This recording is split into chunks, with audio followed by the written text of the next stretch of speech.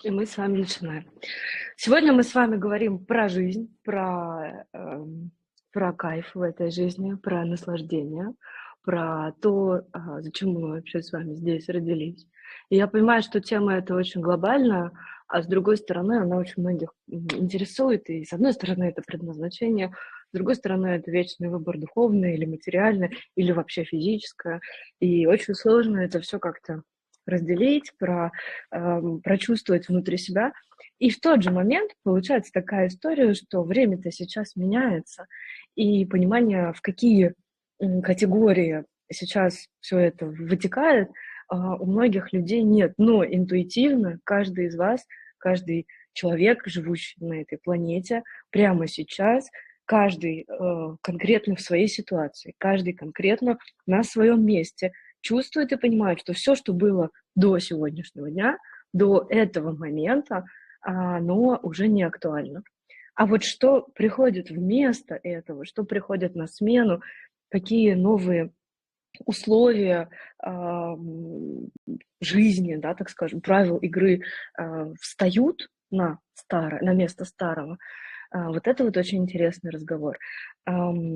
Сегодня мы будем с вами говорить про это, и также хотелось бы затронуть все-таки несколько таких духовных, глубинных аспектов, таких как вера и таких как любовь. Почему именно эти аспекты влияют на нашу синхронистичность, на события в жизни, почему именно эти два столпа, да, внутренних, они и проявляют в нашей жизни интересные события, интересные моменты, интересных людей и вообще интересное пространство.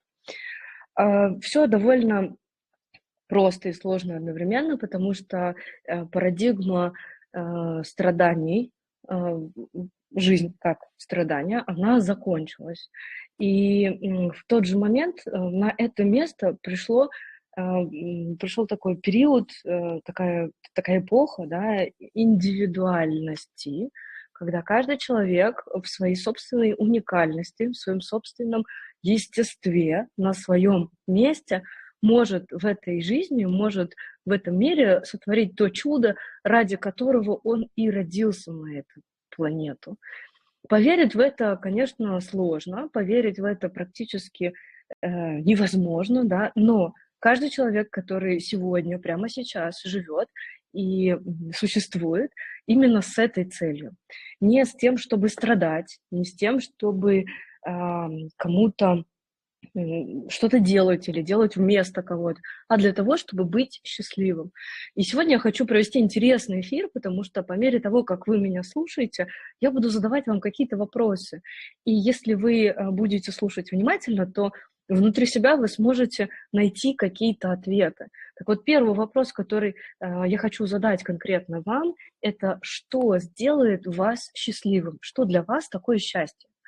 Счастье для кого-то– это жить в семье. Для других людей счастье– это ездить на последней Ламборджини.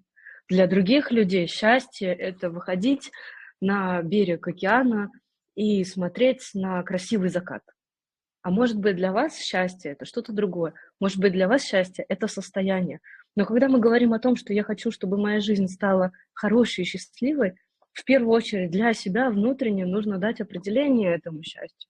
Для вас это что? Для вас это состояние или это определенные какие-то, ну, так скажем, да, ситуации, события, которые уже случились и к которым вы стремитесь. Может быть, для вас счастье– это достижение какой-то цели. Может быть, это путь, который вы осваиваете. Может быть, это какой-то процесс, который для всего остального мира, он абсолютно бесполезный, он абсолютно ненужный. И по какой-то причине вы это делаете. Здесь очень сложно себе дать разрешение на то, чтобы себе это позволить. Да, я буду вышивать крестиком, например, потому что я от этого счастлива. А другие люди будут строить заводы, и они счастливы от этого. И прислушаться к себе в этот момент и дать определение счастью очень важно. Потому что если вы себе это дадите, то вы понимаете, к какому состоянию вы хотя бы идете, какое состояние вы хотите выбрать, в каком состоянии вы хотите проводить свою жизнь. Есть очень насущная проблема, по которой, возможно, мы когда-нибудь с вами проведем мастерскую. Не знаю пока что, или это будет какой-то отдельный там платный, неплатный вебинар, но это тема, про которую нам стоит поговорить. Это наше внутреннее состояние. Вообще-то говоря, каждый человек может менять свое внутреннее состояние до состояния счастья или до состояния страдания. Да, мы живем в общем энергетическом фоне, и он на нас влияет, но вместе с этим мы всегда можем выбрать. Мы хотим быть счастливыми, мы хотим страдать, мы хотим быть восторженными, мы хотим испытывать радость или мы хотим кого-то ненавидеть. Это наш выбор. Поэтому как бы вот это вот состояние, да, наше, мое внутреннее состояние, это то, что я могу прямо сейчас изменить. И даже сейчас, если вы чувствуете, что вам грустно или вам как-то тяжело, или вас одолевают какие-то такие энергии, которых вы не хотите быть, прямо сейчас вы можете поменять свое состояние. Это ничего не стоит. Это не стоит никаких усилий. Это ваше внутреннее намерение, ваша внутренняя настройка.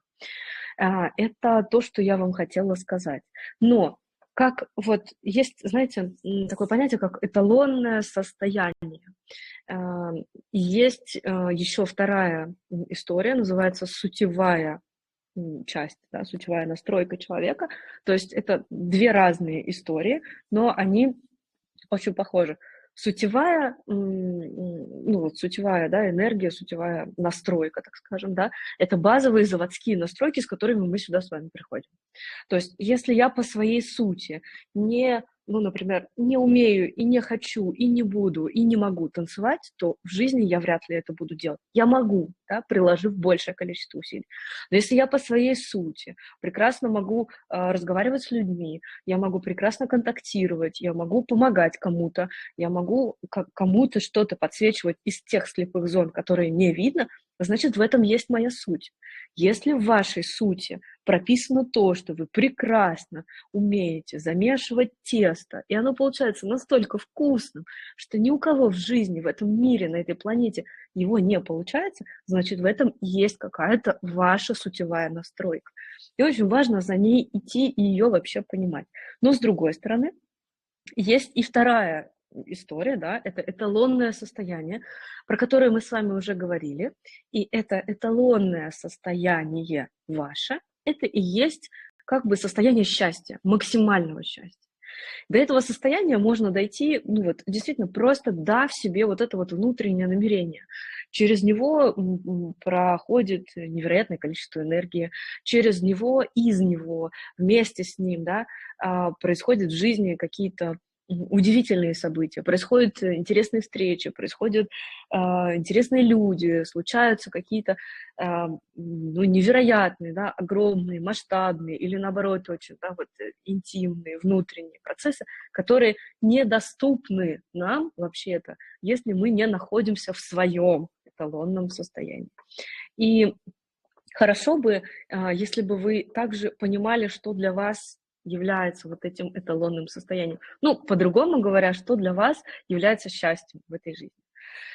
Другой момент, который хочу с вами обсудить на этом эфире, он уже получается такой очень заряженный, потому что я вчера была на очень таком заряжающем мероприятии, потому что у меня вчера ну, случилось какое-то, да, такое очень большое, красивое завершение определенного цикла, и сегодня как бы уже энергии другие, и они меня, правда, немножко переполняют. Я хочу с вами поговорить на тему любви и веры. Вообще, к сожалению, к нашему великому сожалению, слово «любовь» сегодня избито, интерпретировано абсолютно по-разному. Любовь — это то, чего хотят все, но в то же время любовь — это то, что многие не понимают. И прямо сейчас вы тоже можете задаться вопросом, внутрь себя положить, да, прозвучать, озвучить этот вопрос, что такое любовь для вас?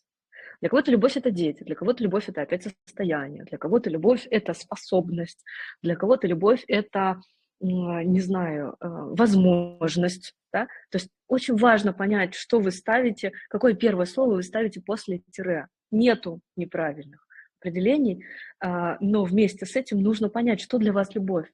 Любовь — это что? состояние, возможность, это ощущение, это энергия или что это, да, и очень важно, вот, что вы ставите после тире. Потому что отсюда вытекает вообще вся картина мира, вся модель мироздания и нашего с вами места в этом, ну, в этом мире. Да? Если любовь – это чувство к одному человеку, да, то есть я люблю какого-то человека, вот у меня тут противоположное кресло стоит, и я его люблю, то получается, что если этого кресла нету, то любви тоже нет. Именно поэтому в психологии как бы есть такая тема, ну, мягко говоря, больной любви, когда зависимость любовная именно к какому-то определенному человеку определяет вот это эталонное состояние. Понимаете?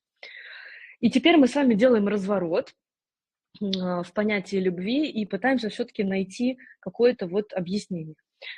Точно, кто обладает бесконечным источником любви, это Бог. Мне и вам, я думаю, и всему человечеству абсолютно без разницы, что в каждом понимании, да, что в понимании каждого человека есть Бог. Для меня Бог – это вот вселенская история, которая обладает бесконечным потенциалом, любовью, возможностями, верой, да, то есть это то, что без чего не происходит ничего в этой жизни. И Бог точно обладает любовью. Так прописано во всех религиях, так прописано в жизни каждого человека. И если мы посмотрим абсолютно любую религию, но так как мы с вами плюс-минус живем в России, то мы будем с вами идти от православия. Да? И мне это тоже знакомо, видимо, это все-таки коды и энергия, которые подтягиваются со вчерашнего концерта, но это тоже как бы очень хорошо. Бог точно обладает любовью. И тема человеческого страдания и божественной любви, она как бы всегда ходит где-то, вот, они ходят рядом. Потому что человек вроде страдает, но в тот же момент Бог очень любит. Вчера, вы знаете, был удивительный концерт. Я не вспомню вам точно, кто исполнял эту песню, но была абсолютно потрясающая девушка. Концерт был очень разношерстный, но была абсолютно потрясающая, чистая, вот, светлая девушка, которая спела свою авторскую песню. Не вспомню никогда в жизни, как она называется, но там были удивительные слова. Тоже как бы в рифме вам не перескажу, но смысл такой, прям слова такие. Если я сегодня просыпаюсь, значит, Бог меня любит. А если Бог меня любит, значит, я иду и что-то делаю. И вам может показаться, что это как бы очередная какая-то история полуфилософская, не знаю, какая-то вот, ну, что-то, что не имеет, собственно, смысла. Но на самом деле здесь же вот в этом и есть вся наша жизнь, да, если мы впускаем в себя любовь, да, то в жизни становится все хорошо. Почему я затронула тему страданий, почему я ее затрагиваю как бы вот сегодня весь эфир, да, когда мы сравнивали с вами свое собственное состояние счастья и состояние, там, не знаю, страданий, когда мы сравнивали с вами разные вот эти категории, потому что вот любовь Бога, да, божественная любовь, это не чувство наше с вами, это какая-то другая субстанция, это что-то другое, это что-то более тонкое и высокое, что всегда нас пытаются куда-то вот развернуть. И очень часто этот разворот, он может быть болезненный, но от этого болезненного разворота мы страдаем, но это не отменяет того, что даже в этот момент Бог все-таки любит. То есть, что я хочу до вас донести, что любовь – это не состояние и не ощущение розовых пони. Это не то, что сегодня модно описывать как божественный поток, свет, ангельская энергия и вот те субстанции, которые мы с вами не можем ни прожить, ни пощупать. Да? Хотя, с другой стороны, люди, которые занимаются напрямую энергиями, могут это ощутить, да, для них это осязаемо. Но для обычного человека, для нас с вами, это не те вещи, не те категории, которыми мы с вами живем. Поэтому мы будем пытаться вытащить вот это определение любви, да, немножко с другой стороны. То есть даже в тот момент, когда Бог любит человека, человек может страдать. И все-таки, да, что такое тогда любовь? Нету ни у кого же сомнений в том, что в эти моменты Бог тоже любит. Их нету просто. Да, нету сомнений, особенно если мы рассматриваем с вами православную церковь, если мы рассматриваем с вами православие как религию, как систему понимания мира, нету сомнений в том, что эти ситуации, эти страдания человеку даны не просто так. А тогда для чего? Тогда, наверное, для того, чтобы человек все-таки в конце концов стал счастливым. И в таком случае, что тогда любовь? Любовь это одновременно и радость, а также это могут быть и страдания. Тогда любовь это вообще не про чувства. Любовь тогда это что-то другое. Мне очень понравилось, и она мне очень сильно запала, эта история. Примерно год назад мы в канале что-то обсуждали, был какой-то пост, еще что-то, и одна из прекрасных подписчиц написала очень точное определение любви. Собственно, это перевод со старославянского. Старославянский я тоже в свое время учила, и действительно русский алфавит, он наполнен смыслами. Если вам эта тема интересна, то вы можете это посмотреть. Но любовь, ну, как бы в прямой трансляции, да, в прямом переводе со старославянского обозначает следующую вещь, что люди Бога ведают. То есть, когда человек ведает, то бишь знает, да, Бога, тогда и случается любовь. Тогда и случается то состояние, что мы как бы соединены и с Богом, да, вы можете это называть абсолютом, вы можете называть это божественным разумом, Вселенной, как хотите. Вот в этот момент как бы и случается любовь. И все встает на места. И да, из любви часто бывает такое, что впуская в жизнь любовь, мы можем испытывать разные состояния. Например, может быть плохо, может быть нехорошо. Где-то мы можем испытывать чувства, прямо говоря, не самые светлые, но при этом мы можем пропускать через себя и в свою жизнь любовь. Причем любовь не на уровне «я тебя люблю», а на уровне как бы таком вселенском. Да? Это интереснее уже становится. И в тот же момент появляется такой вопрос. Если любовь — это люди Бога ведают, причем это не придуманная история, да, это очень стандартная вещь, что в старославянском, в церковном языке очень много слов имеют свой внутренний смысл. Например, не буду вам приводить примеры, иначе мы сейчас уйдем в очень далекую историю, хотя знаю примеров очень много. Поэтому любовь как бы в нашем сознании, да, так как мы апеллируем этим словом постоянно, имеет прямое первое исходное значение именно такое. И если люди Бога ведают, то есть люди знают Бога, то получается вопрос второй. А ты веришь или нет? И что такое вера? Сегодня очень актуально ездить по вот этой больной теме, это общечеловеческая боль, уверенность в себе. Друзья, вот прямо сейчас за примерно 1,5 минуты мы эту историю с вами облегчим до невозможности, потому что уверенности в себе не существует. Ее просто нет. Потому что есть вера, во что мы верим, это понятно. Есть доверие, то, что происходит до веры, да, то есть вот если вы в ленте времени посмотрите, да, что вот у человека вот прямо сейчас есть вера, и она есть как бы вот эта вот вера в состоянии, да, внутреннее состояние веры есть на протяжении всей жизни, да, то есть доверие — это то, что было до этой веры, то есть это вообще самая глубинная история, которая вообще может случиться с нами, да. Поэтому как бы слово уверенность, то, что происходит у этой веры, особенно если мы говорим уверенность в себе, то просто по определению это очень странное словосочетание. У меня нет уверенности в себе, у меня нет уверенности в ком-то, да, потому что, ну, это странно, я уверена в этом человеке. Когда ты понимаешь исходный смысл слова «уверенность», ну, вообще очень многие слова и словосочетания становятся как бы странными, да. Я думаю, что вы это сейчас тоже прочувствовали.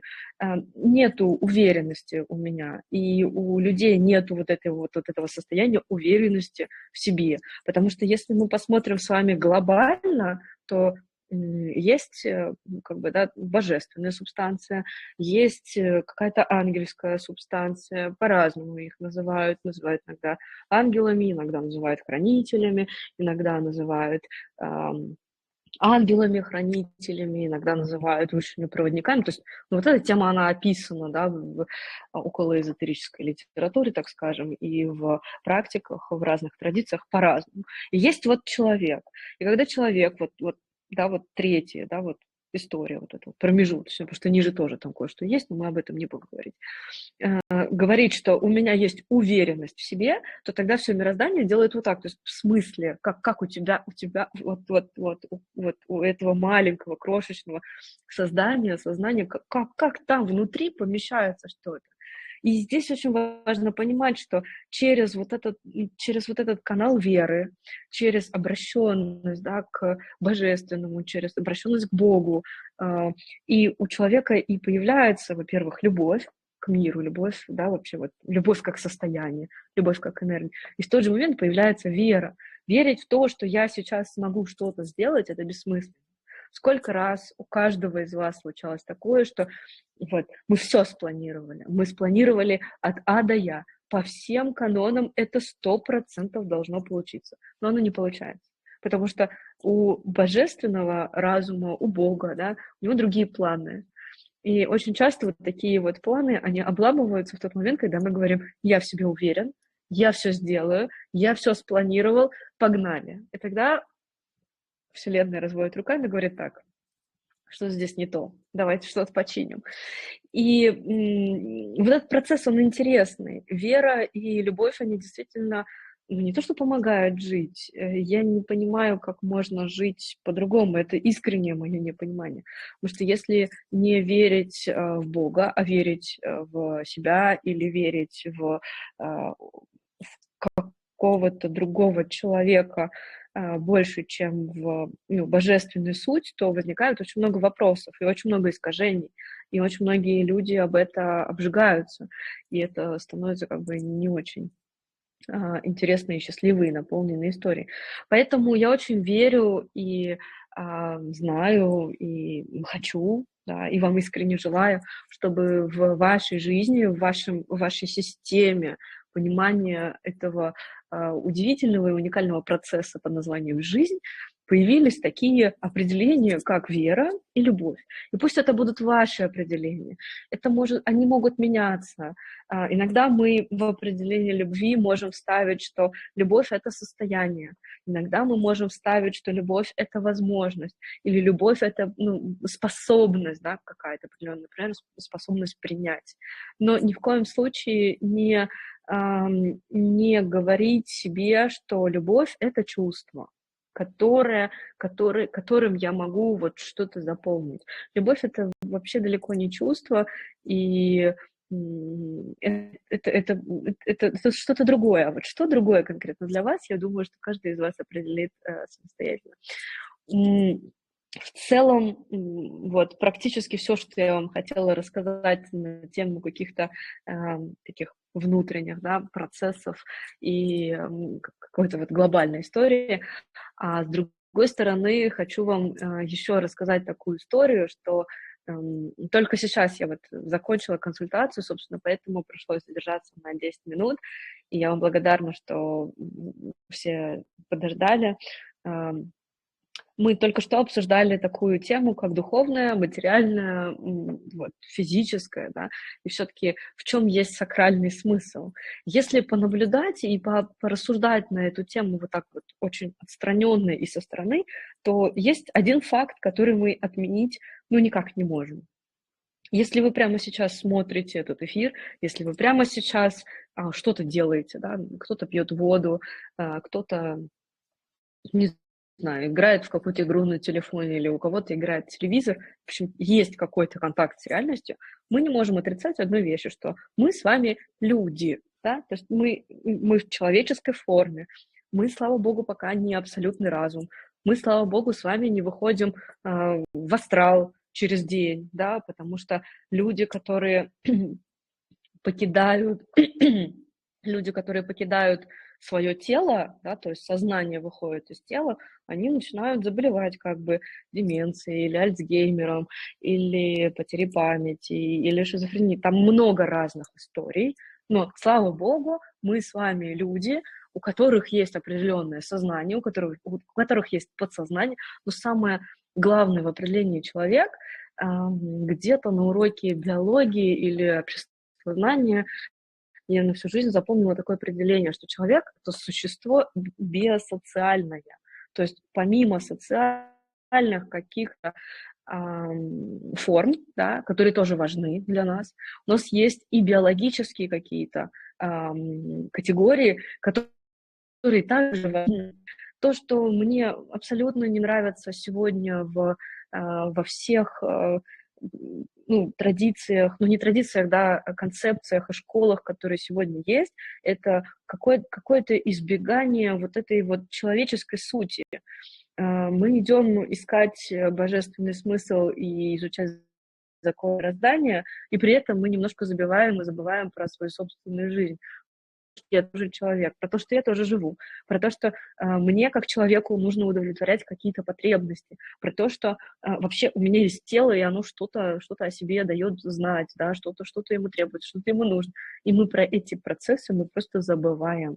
И жизнь как вот как процесс, да, как самая интересная игра, как самое интересное состояние, она все-таки включает в себя такую категорию, как физическое тело в том числе, да. И здесь, возвращаясь к вопросу духовное, социальное, физическое, да, там не социальное, физическое или материальное, вот с этим постоянно идет игра. Здесь нужно просто сделать вывод, что все важно. Очень важно, в каком состоянии тела вы живете, но также важно, в каком материальном состоянии вы живете, потому что, слава богу, мы пока что не абсолютный разум, который питается Святым Духом, который способен, не знаю, не спать, потому что наполняется там каким-то божественным светом, условно, да. Мы все-таки люди, которым нужно что-то купать, да, и это другая отдельная тема. Но что я хочу до вас сегодня донести очень сильно, что жизнь настоящая, да, наполненная, интересная, кайфовая, радостная, жизнь в вашем эталонном состоянии начинается в тот момент, когда мы принимаем все вот эти три аспекта. Потому что если мы принимаем только дух, искажается тело моментально. Если мы принимаем только материально, то искажается душа. А если мы принимаем только биологическое, да, то есть только какие-то базовые потребности, то искажается и душа, и тело. И для того, чтобы мы жили в вечном изобилии, в ментальном, в духовном, в материальном, да в каком хотите, да, все три аспекта, их нужно принимать, потому что все важно. Все, что есть в человеке, все должно работать. Человек так устроен. И вы можете на себе это проверить, не знаю, например, не использовать один день какую-то одну руку, да, или посидеть закрытыми глазами сутки. То есть вы поймете, что все, что в нас есть, это все нужно, а это в первую очередь некоторый биологический, да, так скажем, аспект, да, физический. Мне кажется, что если я продолжу вам что-то говорить, то мы с вами здесь засядем часов на 5. Поэтому хочу вам рассказать другую очень интересную историю. Я долго к ней шла, это действительно так, и я вижу, что здесь есть люди, которые меня в этом очень сильно поддерживали. Но вчера, кроме вот этого огромного, всеобъемлющего для меня, во всяком случае, концерта, случилась еще для меня одна радостная весть. Я смогла, и я сделала закрытый клуб, который будет функционировать по подписке. Скажу сразу, что стоимость подписки, она, смешная, это 290 рублей. Делаю я это для того, чтобы иметь возможность разговаривать с вами, вообще с людьми, без каких-либо фильтров. Да, то есть говорить так, как чувствуется, отвечать на вопросы более детально, как-то какие-то моменты разбирать, давать закрытую какую-то информацию, которую я в силу разных обстоятельств не озвучиваю здесь. Такой информации очень много. И в тот же момент на первый месяц вот функционирования вот этой закрытой формы клуба, да, я хочу еще подарить каждому вот такую возможность, как 20% скидка на все процессы, с которыми я взаимодействую. Да, это и ретриты, это и индивидуальные сессии, и консультации, и хоры, и все, что хотите. Делаю я это осознанно для того, чтобы люди, которые имеют одинаковые интересы, которым интересно в жизни, интересны в жизни, да, одинаковые какие-то категории, которые задаются примерно одинаковыми вопросами, но в силу разных обстоятельств они не имеют возможности поговорить ну, так скажем, да, с единомышленниками, с людьми, которые также заботятся и интересуются своим собственным развитием, своей собственной эволюцией, чтобы такие люди имели возможность поговорить, задать вопрос, выступить, может быть, на каком-то эфире, да, то есть я хочу сделать максимально такую рабочую форму закрытого клуба, и пока что стоимость я поставила очень условно. Также хочу вам сказать, что и напомнить, что в начале ноября будет ретрит. Очень интересно, потому что, вы знаете, когда мы проводили ретрит в Карелии, я помню, какие собирались энергии примерно за 3 недели до того ретрита. Было очень тяжелое, ну, примерно как сейчас, да, состояние общего поля, да, общей энергетики. Вы сами знаете, какие процессы тогда случились в начале августа.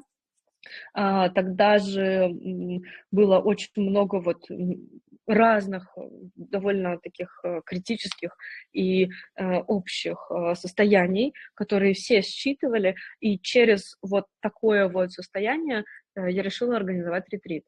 И это было самым, наверное, правильным решением в моей жизни, потому что возможности отказаться и сказать, что ну вот, как бы всем плохо, все страдают, давайте отложим.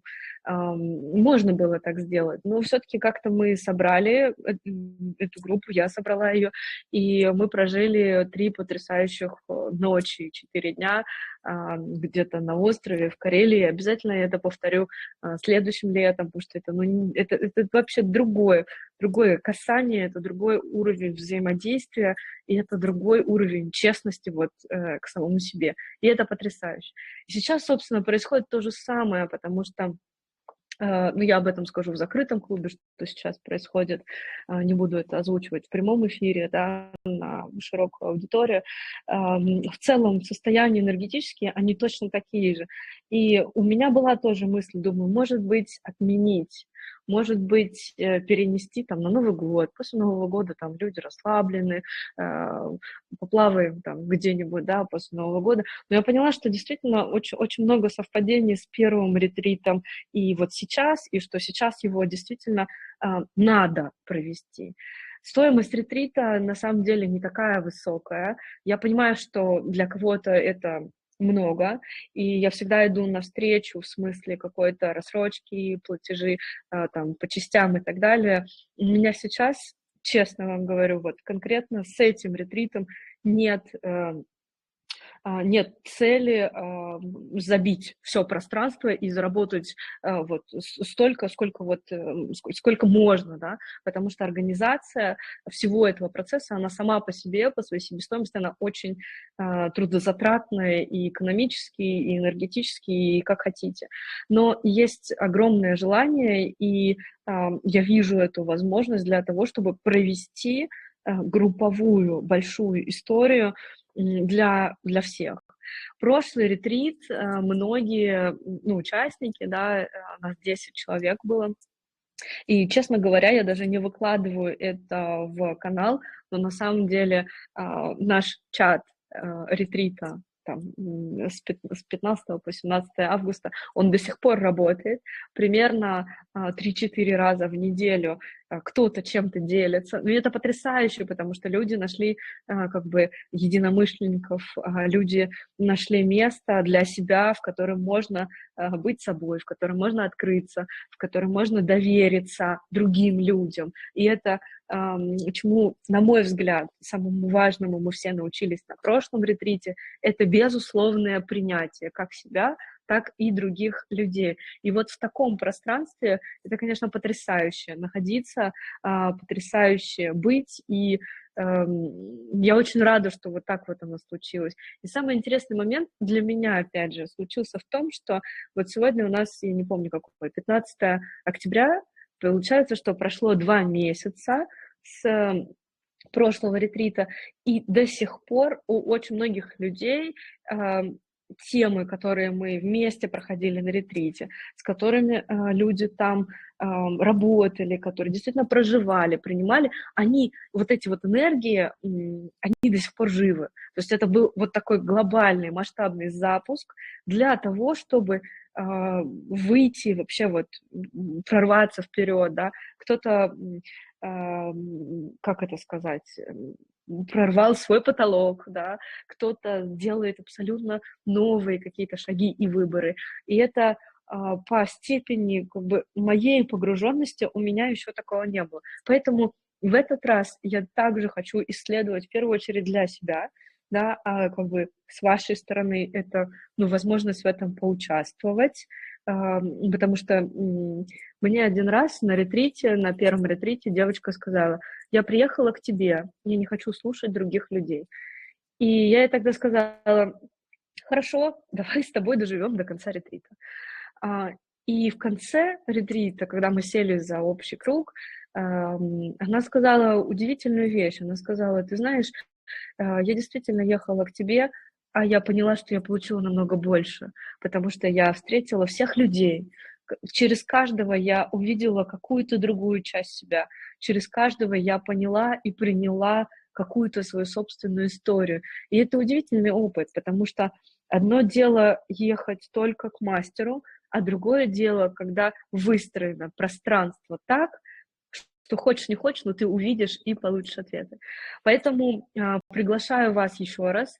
И также, покупая вот эту подписку в закрытый клуб, вы приобретаете, ну, как бы, ретрит с 20% скидкой. Это то, что вот до конца 15 что там, ноября вот эта вот вся история, она будет действовать.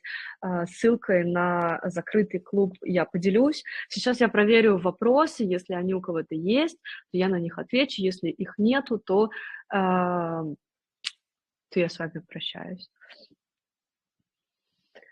Есть версия, что любовь — это снятие с дистанции, снятие дистанции с любыми объемами, с божественным в том числе. После любви идет знание. Да, это так и есть. Мне кажется, что вообще любовь и дистанция — это две несовместимые вещи. Очень многие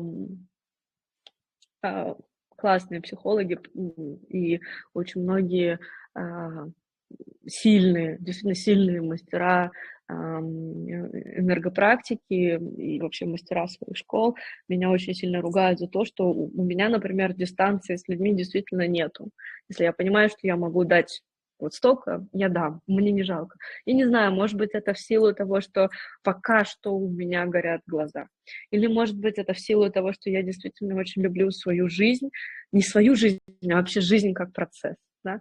Да и свою жизнь я тоже очень люблю, это безумно интересно, это увлекательно, и я бы никогда не знала, и я бы не смогла так все спланировать, то, что сегодня есть, то, что будет завтра. Это невозможно спланировать, это только благодаря, ну вот, благодаря тому, что можно пропускать бесконечно через себя какое-то определенное количество энергии, отдавать его в мир, отдавать его в какие-то процессы и наслаждаться результатами, да, какими-то, которые происходят в твоей жизни. И меня многие ругают, что я на дистанции. Нет, люди так не могут работать. Я чувствую всегда, сколько человек может взять, и я понимаю, что если вот этот вот верхний слой пыли и грязи, он сбивается тем, что человека нужно просто полюбить вот очень много, то я это сделаю. Ну, любовь — это та вещь, которой не может быть недостаточно. Любовь — это та вещь, которую никогда не жалко отдать другому человеку.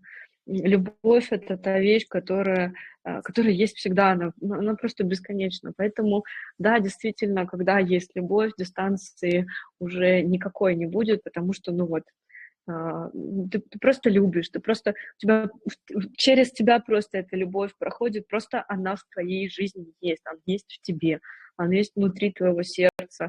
И сейчас, мне кажется, я больше понимаю, почему все люди говорят о том, что любовь, она живет в сердце, хотя любовь живет везде, так, на секундочку, и во всех чакрах, и во всех энергоцентрах, и в теле, и вне тела. То есть любовь — это вездесущая субстанция.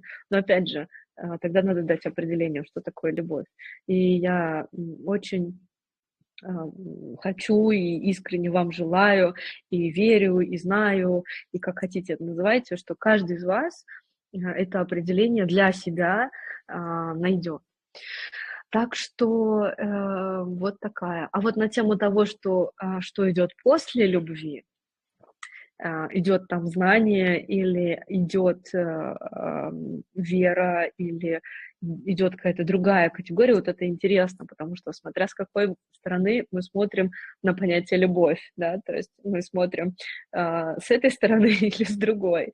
Знание точно есть, если мы рассматриваем, да, как бы историю снизу вверх, потому что через знание все-таки у нас появляется действие, а через действие меняется мир. Вот. А если мы смотрим с обратной стороны, да, то после любви, на мой взгляд, там идет вера, и потом идет какой-то вот божественное, да, что-то божественное. У кого-то это Бог, у кого-то это космос, у кого-то это абсолют. Ну, до этого там идут наши хранители, архангелы, ангелы, кто их чувствует, кто их не чувствует, но у каждого человека есть свои проводники, у каждого человека есть свои, ну, так скажем, да, супервизоры, которые направляют людей в правильную сторону. Ко мне очень часто приходят люди, которые говорят: я не знаю, почему я у вас, я действительно просил помощи, и почему-то вот мы с вами сейчас говорим. И эта история не о том, что как-то, как это называется, социальное доказательство, да, это просто вот, ну, вот такой факт. И для меня каждая вот такая вот встреча, когда люди говорят особенно, что я просил, и вот мы здесь, для меня это и есть такой вот акт любви, что вот так тоже бывает, потому что периодически люди, с которыми я встречаюсь или с которыми я работаю, это, ну, непонятно, как в этой вселенной, как на этом шарике вот встретились мы. Ну, вообще непонятно. А некоторых предупреждают очень заранее, а некоторых я предчувствую, некоторых я вижу, а кто-то сквозь вообще все планы мои в том числе прорывается и садится в кресло напротив. И такое тоже бывает. Поэтому любовь есть везде, во всем и в каждом человеке. Вопрос выбора нашего с вами, впускаем ли мы эту любовь в свою жизнь, или мы все-таки выбираем уверенность в себе. Я вам желаю все-таки любви, потому что если будет любовь, то будет вера, а вера — это всегда что-то более стойкое и крепкое, нежели чем уверенность в себе.